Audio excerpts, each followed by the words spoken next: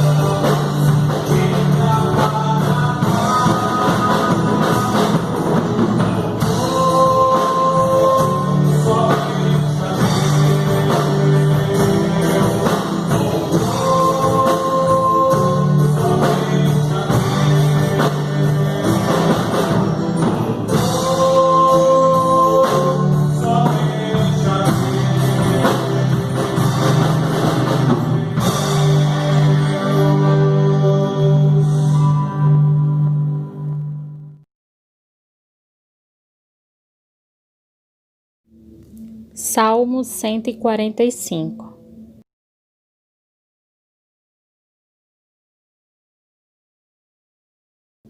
Meu Deus e meu Rei, eu anunciarei a tua grandeza e sempre serei grato a ti. Todos os dias te darei graças e sempre te louvarei. O Senhor Deus é grande e merece receber altos louvores. Quem pode compreender a sua grandeza? Ó Deus, cada geração anunciará a seguinte, as coisas que tens feito, e todos louvarão os teus atos poderosos. Eles falarão da tua glória e da tua majestade, e eu meditarei nas coisas maravilhosas que fazes. Falarão dos teus atos poderosos, e eu anunciarei a tua grandeza. Amém.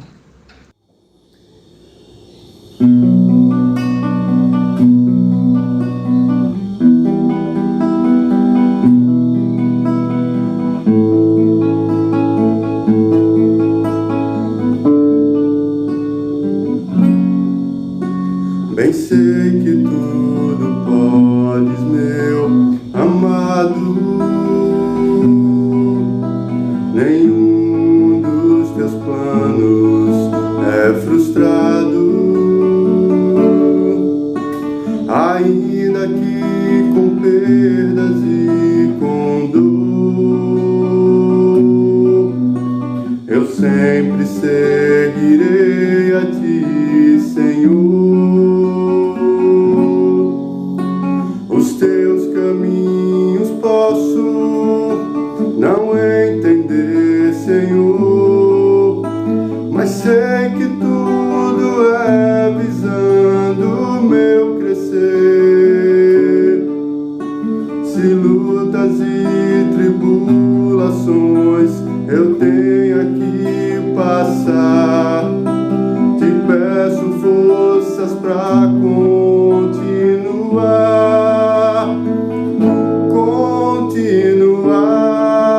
a crer e a confiar no grande amor que tens, meu Pai, por mim. O meu desejo eterno é te adorar e aos teus pés me derramar sem fim. E aos teus pés me derramar sem fim. E aos teus pés me derramar sem fim.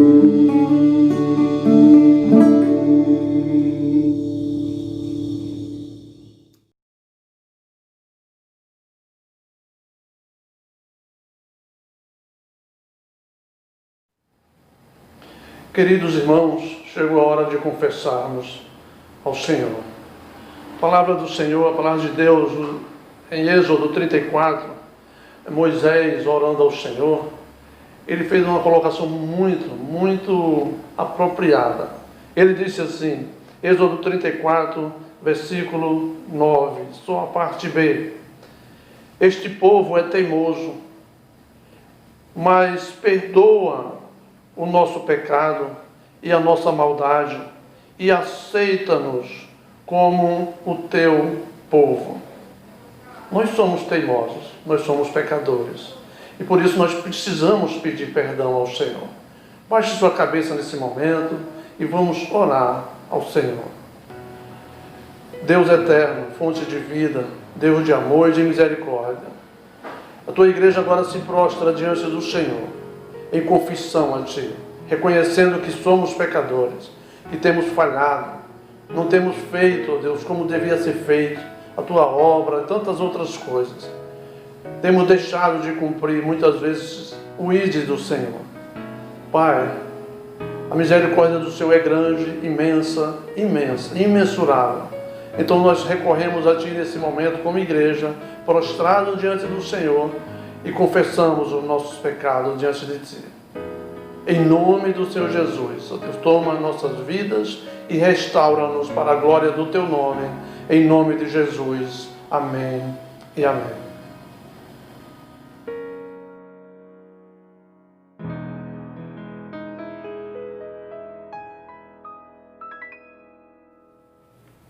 Que grande benefício sermos perdoados pelo nosso Deus. Recomeçarmos uma nova vida. Tão bom saber que o Senhor nos ouve e nos atende.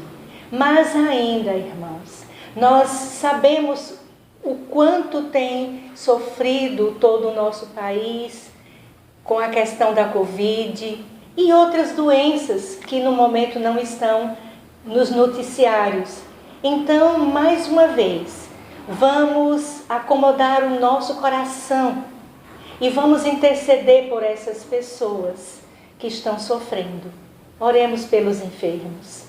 Senhor Deus e Pai Todo-Poderoso, Autor da salvação, Autor da nossa fé, é a Ti que nós recorremos, Senhor, em favor daqueles que estão doentes, daqueles que estão chorando, daqueles que estão lamentando em seus leitos, daqueles que estão sendo atendidos pelos médicos, mas por aqueles que não têm a oportunidade de serem atendidos.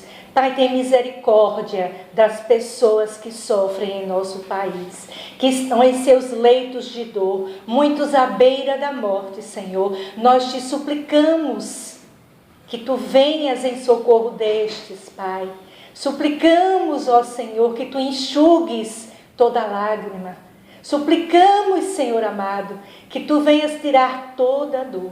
Suplicamos ao nosso Deus que Tu venhas curar também a alma daqueles que estão em sofrimento. Ó Jesus, a Tua palavra mostra por que Tu vieste, Senhor.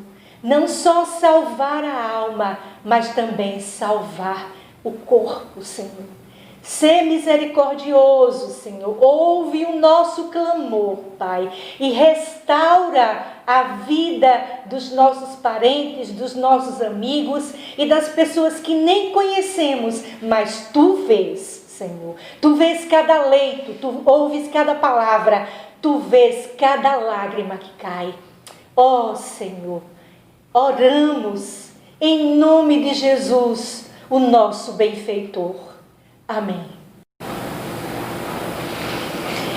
E agora, com grande alegria, nós recebamos o nosso pastor Gessen, ele que foi presidente do presbitério e por problemas de saúde precisou afastar-se.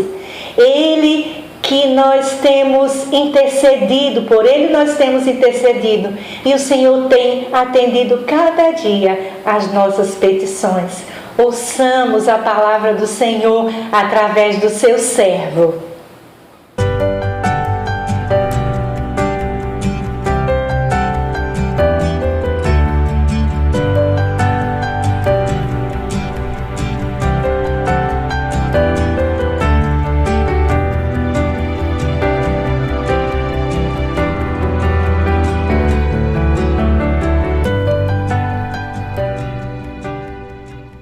Olá, povo de Belém, todos aqueles que nos assistem aí nessa cidade, que é um portal amazônico, porta de entrada da nossa querida Amazônia. Povo de uma terra de povo valoroso, de uma alta cultura. Nós queremos saudar, nossa saudação a todos vocês, habitantes de Belém, cidadãos de Belém, aqueles que têm o privilégio de degustar um tacacá original, um pato no tucupi bem feito. A nossa saudação também a todos os oficiais das igrejas, pastores, diáconos e diaconisas e presbíteros e presbíteras das igrejas de Belém. A nossa saudação também aos missionários, nosso irmão Yuri, Rose, Raimundo, Valdívia. Que a graça e a paz do Senhor Ele esteja irradiando sobre cada um de vocês na pessoa bendita de Jesus Cristo, que é o Filho dele, e que é Senhor da igreja e que domina todas as nossas vidas. Nós queremos saudar a todos nessa paz. Nossa gratidão por nos dar a oportunidade de trazer a palavra de Deus a todos aí em Belém. Talvez você esteja achando estranha a diferença da pessoa do card para que aparece na tela agora, mas é natural devido à luta que nós travamos desde dezembro do ano passado contra um câncer no intestino, com um câncer no estômago, e nessa luta Deus permitiu a gente perder 40 quilos. Então estou com um pouco mais da metade dos meus quilos fora, né? Depois de uma luta intensa contra a morte, o Senhor nos permitiu passar ali 3 meses naquele hospital. Fomos muito bem tratados ali. E o câncer levou o estômago inteiro, levou também o baço, levou a metade do pâncreas. Então o meu metabolismo precisa reaprender a guardar proteína, a guardar açúcar, a guardar gordura. Tem que reativar tudo. Enquanto isso a gente está nessa magreza, fazendo quimioterapia todos os meses, mas em paz, graças a Deus, em paz, em casa, junto da família. O Senhor nos deu a graça de retornar depois de 23 dias em coma. Então foi muito bom ver o agir de Deus, ver a mão dele operando. O texto que nós temos para meditar, foi nos sugerido um tema: agindo eu, quem impedirá, pelos missionários, e eu quero convidar você para ir para esse texto de Isaías 43:13. Quero convidar você para ler esse versículo que fala sobre o ser de Deus e o agir de Deus. E o tema dessa mensagem é justamente esse: o Deus que é o Deus que age. O Deus que é o Deus que age. Isaías 43:13 diz assim: ainda antes que houvesse dia, eu era, e nenhum há que possa livrar-se das minhas mãos. Agindo eu, quem impedirá? Esse é o texto de Isaías 43:13, que fala acerca de uma proposta de Deus de o povo conhecer. Conhecer o seu poder, de que os seus propósitos, seu agir, seus planos sempre vão acontecer fatalmente. E que não há força contrária que possa fazer frente a Ele. É isso que Ele está dizendo. Ele é um Deus imutável, um Deus eterno. Não é um Deus como dos cananeus, não é um Deus Baal, um Deus que foi criado na mentalidade humana, que foi esculpido numa rocha, numa madeira, num barro.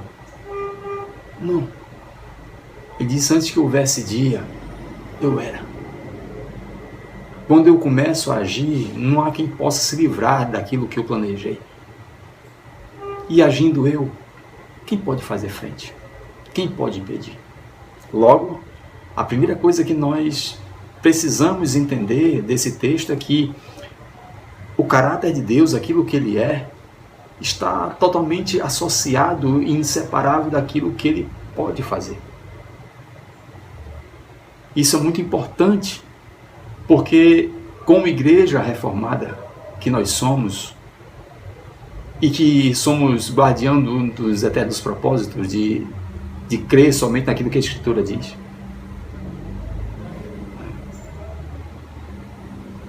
Daquilo que é revelado de Deus na própria Escritura, e nós somos levados pelo zelo a crer num Deus que se revela na Escritura. E é ali que Ele mostra os seus atributos, o seu caráter, a sua essência, e mostra um Deus que Ele age de acordo com essa essência. E quando nós compreendemos quem Ele é, e nós sabemos quem Ele é, e nós conhecemos a maneira como Ele é no seu caráter, nós temos muita confiança, nós temos muito temor também daquilo que Ele pode realizar nas nossas vidas. Porque o caráter dele está intimamente associado, inseparável da conduta dele, do agir dele nas nossas vidas e na vida da igreja. Por isso que é importante conhecer Deus. Por isso que é importante zelosamente buscar conhecer quem Deus é, porque nós vamos ter tranquilidade e consciência daquilo que Ele pode realizar na nossa vida e na vida da igreja. Para que o agir dele se manifeste na nossa caminhada, nós precisamos conhecer o caráter que Ele tem. E aplicar então o corandeu. O corandeu é justamente isso, é conhecer quem Deus é e viver na dependência do caráter dele. É viver na dependência da confiança do Deus que Ele é e que Ele agirá de acordo com aquilo que Ele é na nossa vida. Nós podemos ter confiança. Isso é caminhar com Deus, é viver com Deus. É caminhar na dependência dos planos que Ele tem para nós. Repare bem, quando Ele diz, antes que houvesse dia, eu sou. Antes que houvesse dia, eu já era. Ele está dizendo que antes que essa transcendência invadisse a nossa imanência e revelasse totalmente glorioso ao nosso ser, antes que a eternidade viesse ao encontro da nossa temporalidade, Ele já era.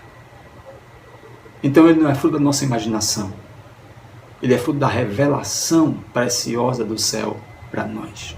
E isso é muito importante nós sabermos. Antes que houvesse em nós consciência de dias, de meses, de anos, de existência, Ele já era. Isso revela quem Ele é. Um Deus da eternidade. Um Deus das gerações. O Deus da história. Quando a nossa história começa, Ele já é. Nós não criamos esse Deus. Ele que se revelou glorioso na nossa vida. Quando Ele se revela para Abraão, Ele diz, Abraão, anda na minha presença e ser perfeito. Anda comigo, vem me conhecer. Aí tu vai também saber o que é perfeição. Tu vai perceber o que é um Deus diferente desses de Ur, dos caldeus onde tu morava. Anda na minha presença, vem andar comigo. Eu vou te mostrar o que é perfeição. Vou revelar para você quem eu sou. Quando Ele chega para Moisés na sarça, Ele diz, assim dirás aos filhos de Israel. O eu sou me enviou a vós outros. O Deus que é, o Deus eterno, um Deus que está, um Deus que contempla o sofrimento, um Deus que se importa com aqueles que escravizam vocês, o Deus que está atento àquilo que está acontecendo na sua vida, me enviou até vocês. Com a proposta de libertação, com a proposta de liberdade, com a proposta de sair da escravidão, com a proposta de ver a vida com os outros olhos e reconstruir a caminhada. Quando Deus se revela a Saulo de Tarso, na história de Damasco, quando derruba ele da sua montaria, a primeira pergunta que Saulo faz é, quem és tu, Senhor? Porque é primordial saber quem Ele é. Quando Ele interrompe a trajetória da vida de Saul, e a vida de Saul para ele estava boa demais, um grande conhecimento, uma vida plena de reconhecimento, das pessoas terem respeito por ele, dele ser um grande líder na sociedade, uma pessoa respeitada. Quando Deus interrompe a trajetória dele, diz assim, tua caminhada está toda fora de curso, cara. Ele pergunta, mas quem é você que interrompe a minha trajetória? Quem é você que muda meus planos? Quem é você que muda a minha agenda? Ele percebeu que havia ali um poder diante dele que ele não conseguia avançar. Ele pergunta, quem és tu, Senhor? É primordial nós procurarmos saber quem Deus é. Por isso que ele diz, antes que houvesse dia, eu já era. Cabe a nós como igreja reformada, cabe a nós como igreja do Senhor, buscar zelosamente o conhecimento de quem Ele é, para que o agir dele, o operar poderosamente dele na nossa vida, na vida da igreja, se torne fato, seja uma realidade, e a gente possa experimentar sempre o agir de Deus. Todos a quem Deus se revela o caráter, passam a viver uma vida na dependência desses atributos. E que são esses atributos? É o seu amor, é a sua santidade, verdade, justiça, paz, partilha, o fato de se importar, de ter empatia com o sofrimento do outro. Esses são os atributos de Deus. Alguns são incomunicáveis, alguns nós não podemos ter, que é a eternidade. Nós somos temporais. Ele é onipotente, nós não temos poder de nada.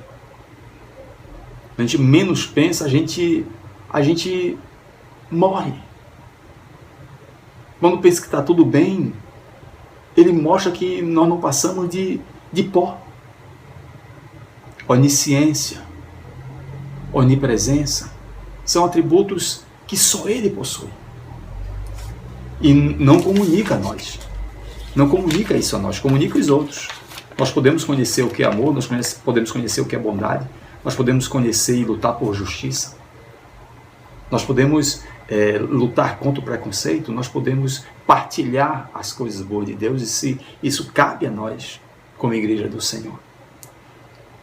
Então conhecer a Deus é também perceber os atributos em nós e perceber que a nossa caminhada por conhecer a Deus obrigatoriamente nos faz caminhar em direção ao outro, servir ao outro, servir ao mundo e ser uma igreja que agrada a Deus por conhecê-lo e saber a maneira como ele age, para que a missão de Deus revelada em Jesus Cristo seja também a nossa missão, a missão da igreja. Uma segunda coisa, é o Deus que é, também é o Deus que age. A ação de Deus está totalmente associada ao caráter dele. E ele revelou isso desde sempre na Escritura. E nós temos que nos voltar para a Escritura. Nós devemos totalmente estar envolvidos com a Escritura. Desde os tempos eternos ele revela isso na sua palavra. Desde o Antigo Testamento, a primeira aliança, ele se revela ali. No Gênesis, ele é a semente da mulher, ele é a palavra criadora que está ali. Em Êxodo, ele é o cordeiro que é imolado para a nossa libertação, para a nossa salvação. Lá em Levítico, ele é um sacerdote por excelência. Em Números, ele é a coluna de fogo para orientar de noite, ele é a coluna de nuvem para guardar pela manhã do calor, para sustentar. Em Deuteronômio, a lei que se repete aos corações, que ecoa nos corações. Em Josué, ele é o nosso capitão que conquista nossas vitórias. Em Juízes, ele é o nosso grande libertador. Em Ruth, ele é o Goel, ou o parente que redime, o parente que tira da miséria. Ele vai revelando-se livro após livro. Em Samuel, ele é o profeta, ele é o sacerdote. Em Reis e Crônicas, ele é o rei sábio, ele é o rei eterno, o rei da eternidade, um rei que é fiel. Em Esdras, ele é um escriba que relata a sua lei para alegrar o coração do povo, para trazê-lo de volta à verdadeira aliança. Em Neemias, ele é o reconstrutor, aquele que alicerça novamente a nossa vida, que reconstrói as nossas ruínas, que tira a gente da opressão e da vergonha. Em Esther, ele é o escape da vergonha e da morte. Em Jó, ele é o Redentor que vive e que se levanta para nos fazer vencer. Nos livros de sabedoria, Salmos, Provérbios, Eclesiastes, ele é a palavra consoladora, ele é o pastor, ele é a sabedoria plena. Nos Cânticos dos Cânticos, ele é o amado da nossa alma. Ele vai se revelando a cada livro. Em Isaías, ele é o Messias prometido. Em Jeremias, ele é o rebento que brota da terra sem parecer, sem formosura, mas que faz a diferença na nossa condição para com Deus. Em Ezequiel, ele é o rio da vida que restaura. Em Daniel, ele é o quarto homem da fornalha. Ele vai se revelando em todos os momentos, presente, glorioso, num caráter singelo e poderoso. Lá em Osés, ele é o esposo fiel que não desampara, que ama de maneira escandalosa. Em Joel, é aquele que envia para nós o Espírito. Em Amós, ele é o lavrador divino. Em Obadias, ele é o grande Salvador que se alegra com a nossa libertação. Em Jonas, ele é o missionário por excelência. Em Miqueias, ele é o grande libertador divino. Em Naum, ele é o juiz das nações. Em Abacuque, Ele é o Deus da nossa salvação quando não há nada de bom ao nosso redor. Quando todas as circunstâncias falham, Ele é o Deus da nossa salvação. Em Sofonias, Ele é o Senhor zeloso pelo seu povo. Em Ageu, Ele é a glória da segunda casa. Em Zacarias, Ele é a estrela da manhã que orienta a caminhada. E em Malaquias, Ele é o sol da nossa justiça. Ele é o Deus que é. E aí você percebe que a maneira como Ele se revelando na Bíblia, Ele vai agindo dessa mesma maneira no tecido da vida do povo, trazendo libertação. Quando nós percebemos isso, Ele é e Ele age. Esse deve ser o norte da edificação da igreja. Quando nós ouvimos as pregações acerca de congregar, nós temos que, cada tópico de mensagem, cada ensino da igreja tem que coadunar, em relacionar-se com aquilo que Ele é, o caráter que Ele tem. Quando nós somos chamados a congregar, desafiados a congregar, é porque Ele nos fez um povo só. É porque Ele já redimiu a nossa vida, Ele vive em família, uma família trinitária. Então Ele quer que nós vivamos também congregados diante dEle, como família de Deus, como família que foi salva para esse propósito. Quando a igreja prega sobre adoração, porque Ele é totalmente outro, porque ele é digno completamente do nosso louvor, porque Ele vive nos céus sendo adorado, não precisa de nós.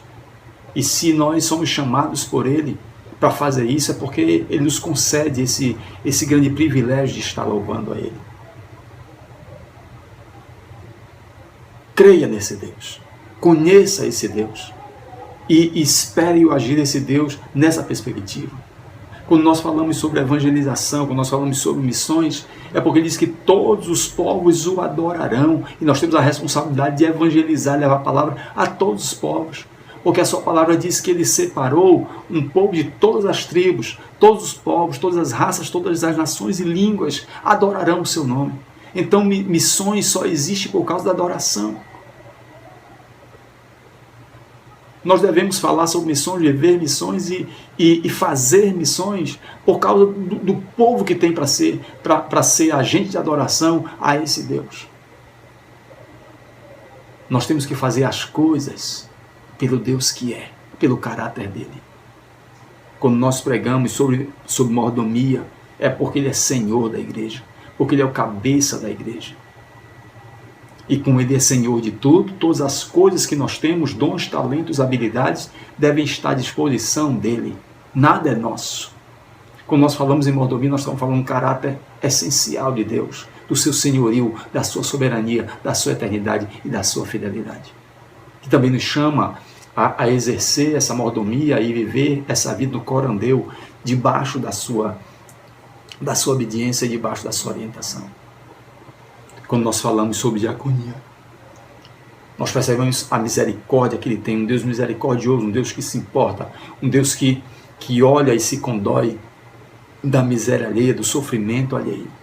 Então nós não fazemos diaconia por fazer diaconia. Nós não somos eleitos diáconos e diaconisas e usamos de misericórdia por qualquer coisa, mas pelo que Ele é. Nós temos que realizar as coisas na igreja sempre na perspectiva do que Deus é, para que nós possamos perceber o agir de Deus, esse poder de Deus. Esse poder de Deus que atuou na pessoa bendita de Jesus Cristo e nos fez igreja, como está lá, bem dito e bem inserido em Efésios capítulo 1, a partir do versículo 20, que diz que Paulo fala que Deus exerce o seu poder na pessoa bendita de Jesus Cristo, ressuscitando entre os mortos e dando a Ele um nome que está acima de todo nome, sobre potestade, sobre poderes, sobre anjos, sobre tudo, e o faz cabeça da igreja. Ele dá à igreja essa mente, essa cabeça, e nós devemos entender isso com muito cuidado e com muito zelo. A igreja tem um dono, e é Jesus Cristo. A igreja tem um cabeça, uma mente que a governa, uma mente que a orienta, e é Jesus Cristo. Igreja de Belém, zelosamente caminhe no conhecimento de Deus. Zelosamente busque conhecer o caráter de Deus e espere o agir de Deus na vida de vocês, servindo, doando em suas vidas, fazendo de tudo para que o nome dele seja glorificado. Seja comer, 1 Coríntios capítulo 5, versículo 31. Seja comer, seja beber, seja qualquer outra coisa que você faça, faça para a glória de Deus. Qualquer coisa.